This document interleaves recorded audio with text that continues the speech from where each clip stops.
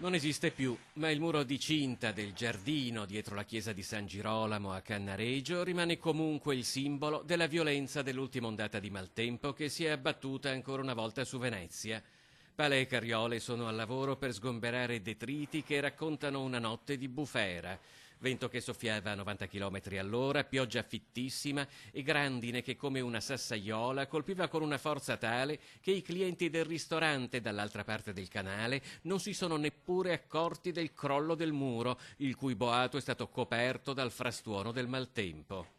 Che qualcosa non andasse comunque era apparso evidente a tutti, ma assieme al muro a San Girolamo è venuto giù anche il lampione e se la visibilità era scarsa prima, poi sul canale sono calate le tenebre. Il muro è crollato presumibilmente poco prima delle 22, le file di mattoni più basse sono rimaste in piedi, tutto il resto è quasi adagiato ordinatamente sulla fondamenta, come se il muro si fosse piegato su se stesso.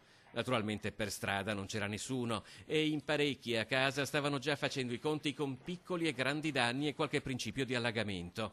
Poco distante da San Girolamo, ad esempio, all'imbocco del sottoportico dei Vedei, una parte di calle è stata chiusa al transito a causa di un camino pericolante.